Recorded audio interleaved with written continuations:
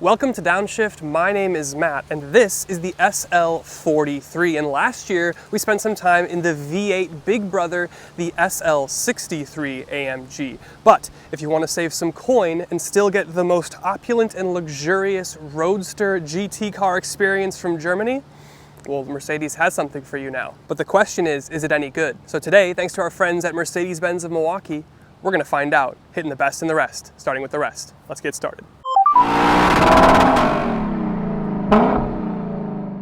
The first thing we're going to talk about is price, and since it has the 4-cylinder, it's a little bit harder to compare against the rest of the competition or the field. We start talking about things like BMW Z4s, but they don't have rear seats, or Porsche 911s, but those are Porsche money, and then maybe there's the Boxster, but that's mid-engined, and then the Corvette is kind of the same story. But anyway, let's do it as an exercise. This thing is way more than a Z4 M40i with the B58 straight 6. It's about 15K less than where a 911 would start in cabrio form, but it is, again, way more than a Boxster, but again, 2 seats, mid-engine, and it's way more than a Corvette, but again, kind of the same thing. 2 seats, mid-engine, and it's, not a Chevy, but that Chevy is pretty dang good. So money-wise, the closest thing that it competes against, and the most sensible thing it competes against, is the 911 Cabrio, which I guess makes sense. And the next point, I just kind of feel like this would be better suited with the 3-liter inline 6 for the 43 here. Now, don't get me wrong, the 4-cylinder here is an objectively good engine, but it just kind of feels like it's the wrong place for it. Even with the mild hybrid system and the E-turbo tech, it's less powerful than a Z4 M40i with its B58, it's less powerful than a 911 in base form in the Cabrio, and it's of course less powerful than the C8 Stingray. Not to mention, it lacks the smoothness of the B58, it lacks the scream of the flat 6, and it lacks the roar of the LT2. So I just kind of feel like it would have felt more at home, it would have felt more expensive and premium and a true flagship luxury GT car with the inline 6. Another place I have to ding the car is it doesn't come with all-wheel drive as standard like the 63 and the 55, and it doesn't come with rear steer as standard like the 65 or the 63 and the 55. I mean, make no mistake, the driving experience is still positive and fun, and we'll talk about that later. But the 63 and the 55s get all-wheel drive standard as well as rear steer, and the all-wheel drive thing makes it more dailyable here in Wisconsin year-round as we plunge into the frigid temperatures of the winter.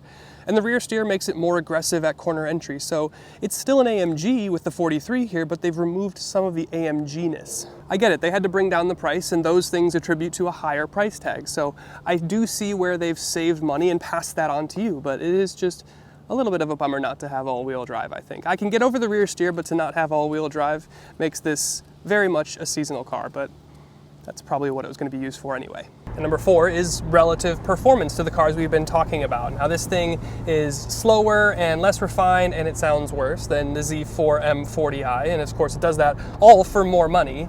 And this is slower and has less prestige than a 911, but granted it is a little bit cheaper.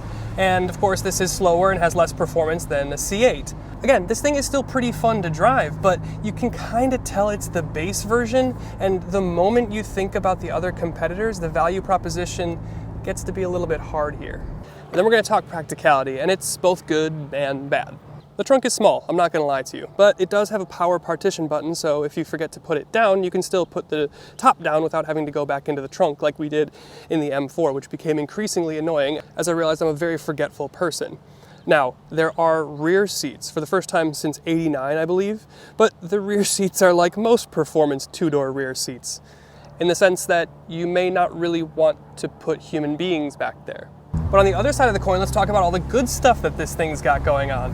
Now, we talked a lot about today about how it's less powerful, it's slower, it doesn't sound as good, but that's against the legendary BMW engine and chassis and a friggin' 911, the holy grail, and a C8 that's, well, kind of a fringe competition and also punching above its weight. So when you stop looking at the internet, which don't do because that's my livelihood, but when you put down your phone and you just go driving, this thing rips. It makes fun noises, it's fairly quick, and in Sport and Sport Plus mode, it's nice and sharp and aggressive. It doesn't have the rear steer of the other one, but it's nice and sharp. And then in Comfort mode, dialed back, it's a Mercedes. It's a great car.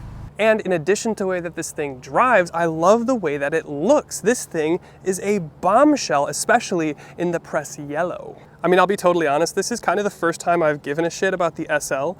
The long, dramatic front end paired with the Panamericana grille and the friggin' cat eye headlights. It's a beautifully elegant yet aggressive look. And then around the side, you can option the same wheels that you get in the big V8, 55, and 63, so that kind of softens the four-cylinder blow. And then around back, you get an active spoiler. Does it make you a knob? Maybe. Do I care? No. And floating pixel taillights with circle quad tips. You know, one for each cylinder. Now, obviously, for this generation, all of the SLs are Roadsters, 2+2, but with a soft top. And there's a lot of really, actually interesting stuff going on with the convertible aspect. Number one, the top goes up and down in 15 seconds. Not super interesting, but it can do that up to 34 miles an hour. Much more interesting. Number three, you have heated and cooled seats. Not in itself super interesting, but you get an air scarf, so you can cruise in the nippy Wisconsin air. Much more interesting. And you know that really annoying convertible thing when you're driving around with the top down, you try to look at your navigation so you don't miss your exit, and the sun laughs directly in your face with a huge amount of glare on your screen?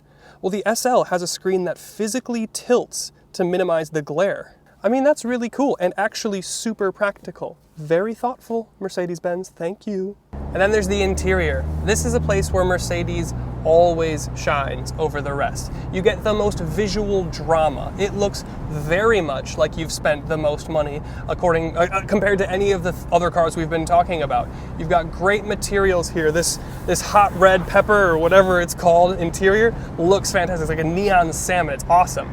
Your dash design is beautiful and minimal. And of course, you've got the mind-boggling ambient lighting that makes me want to do harm to other car manufacturers because they're not even kind of close. And of course, you've got this AMG steering wheel that looks like it was found in a sculpture garden, and then they put a bunch of functional buttons on it. So, and then there's the screens. Yes, the screens. This may be a performance car, it may say AMG, but it is still a Mercedes at its core. And that means tech to the gills. MBUX software with wireless Apple CarPlay and Android Auto. You got a totally customizable cluster. You got a friggin' Agent Cody Banks fingerprint reader for your driver profiles. You've got 360 cameras that see better than your grandmother. And a suite of AMG stuff that you'll probably almost never use, but looks really awesome and looks great on camera for this video. And you know what? I'm just gonna say it again. The ambient light is the coolest thing. It genuinely adds to the experience quite a bit. So that's the best and the rest of the Mercedes-AMG SL43. I know at times it sounded like I was kind of harsh on this thing, but I think at the end of the day, and I've thought about this quite a bit, what it really comes down to is they need to do one of two things. They either need to put the inline six in here, that would justify the price and the performance and all of the negatives that I talked about kind of go away, or they need to shave off some money. But here's the thing, it's still a good car. It's still fun to drive. It's just when you start comparing it to other things in the field is when you start having questions about this or that or the other thing. But my guess is that if you're interested in an SL, you probably have the money for an SL, and you probably don't really care, and you just want an SL. And then just go ahead and buy an SL because you're not gonna have a bad time. It's still a fun car. So thanks again to our friends at Mercedes-Benz of Milwaukee for letting us have a go in their SL43, and we'll see you in the next one.